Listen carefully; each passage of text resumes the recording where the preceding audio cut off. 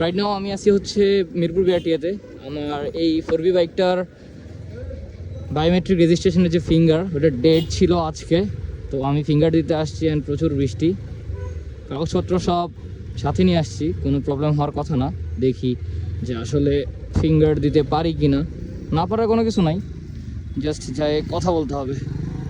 But যে বৃষ্টি, আধা ঘন্টা থেকে তো এখানে আটকে ছিলাম, এতক্ষণে আমার কাজ হয়ে যাওয়ার কথা ছিল। বাপরে বাপ, অনেক বাইক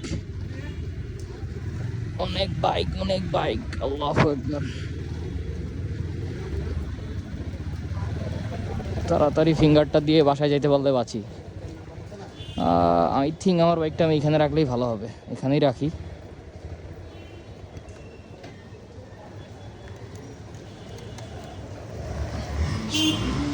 অবশ্যই একটা ডিস্ক লক তো দিতেই হবে, কারণ আমার বাইক চুরি হয়েছে, আমি জানি যে বাইক হারানো কি কষ্ট। ডান।